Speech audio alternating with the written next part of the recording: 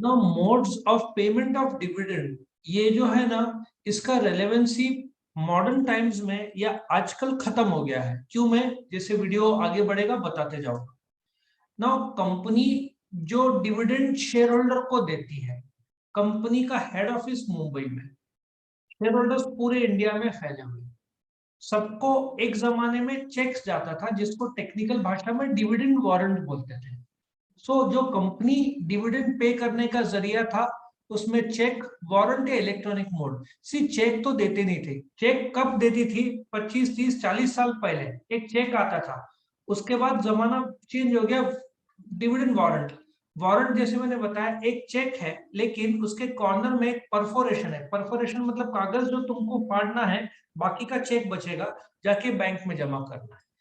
पहला जरिया जो तुम कंपनी का डिविडेंड पे करने का है, वो डिविडेंड वारंट के थ्रू है, कि कंपनी के पास जो हेड ऑफिस में रजिस्टर ऑफ मेंबर्स में जो रजिस्टर्ड एड्रेस है, तुम उनके घर पे ordinary post, please note registered post से नहीं आता था, ऑर्डिनरी पोस्ट से आता था। रजिस्टर्ड पोस्ट का खर्चा भी ज्यादा लगता है।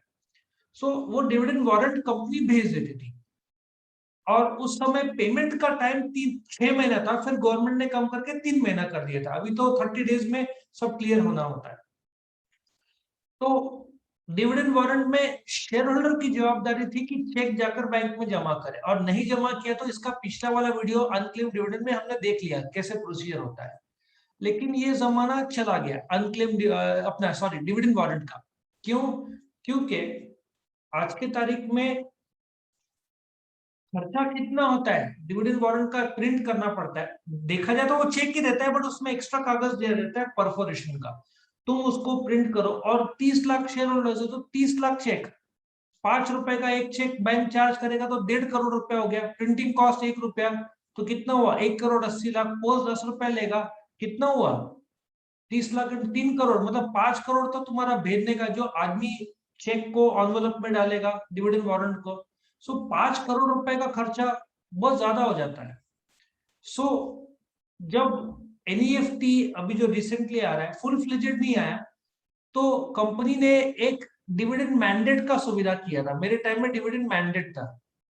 अब जब एज अ शेयर होल्डर तुमको जो चेक है डिविडेंड वारंट का, वो नहीं चाहिए, डायरेक्टली ऑनलाइन ट्रांसफर चाहिए।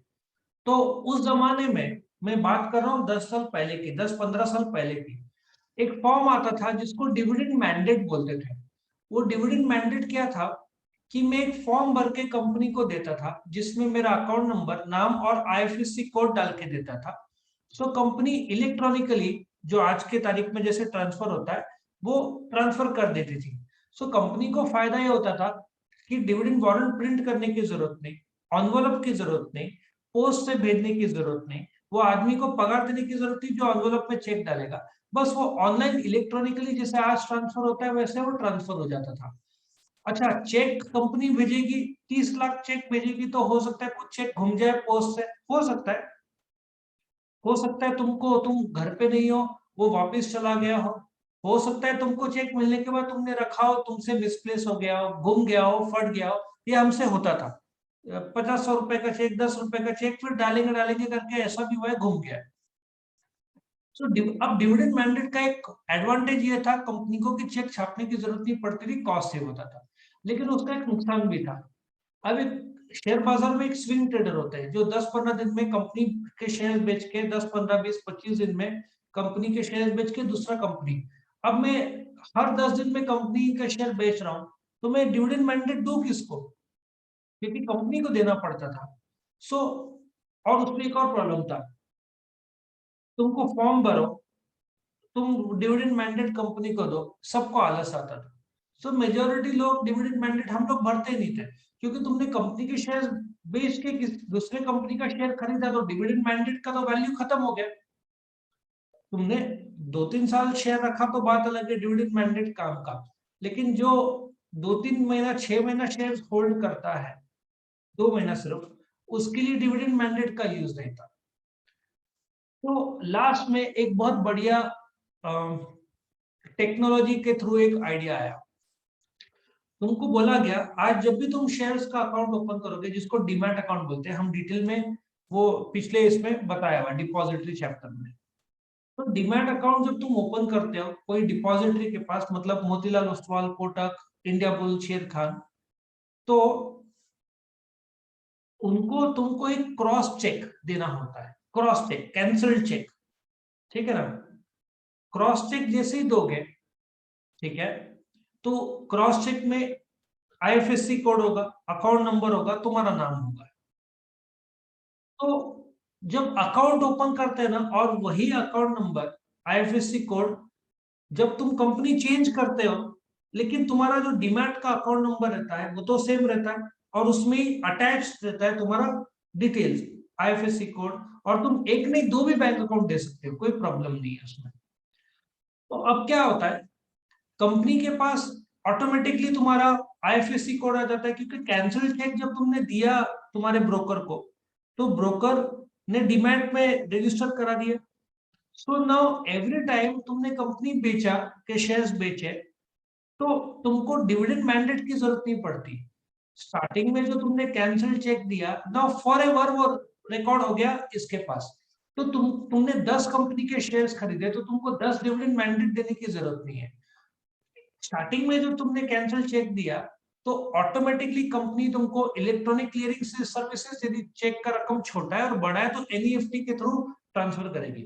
अच्छा, पहले तो एनईएफटी सिर्फ 8-10 घंटे का होता था, ठीक है ना, सवेरे कुछ 8 से शाम को 7:30, इतना ही टाइम था। अभी तो 24 आवर्स कर दिया है, मतलब पूरा दिन चलता है। रात को 11:30 से 12 हाफ एन आवर मुझे लगता है चेक करना होगा कि वो बंद रहेगा, लेकिन it's a 24 hours now thing, NEFT RTGS.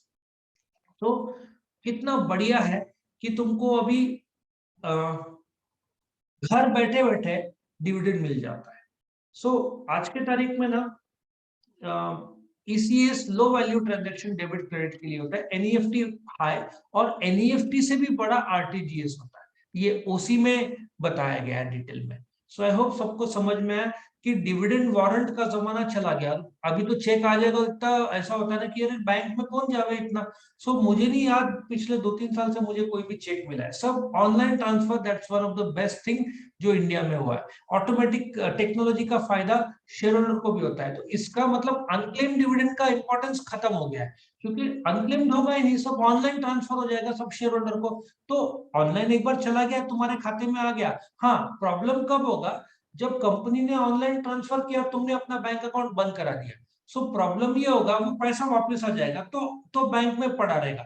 लेकिन लोग बैंक में बंद क्यों कराएंगे, बहुत रेयरली होता ही है। सो अगेन अनक्लेम्ड का जमाना खत्म हो गया जब से इलेक्ट्रॉनिक मोड आ गया है, ठीक है। So thank you for watching the video, please subscribe to our channel, like the video, thank you.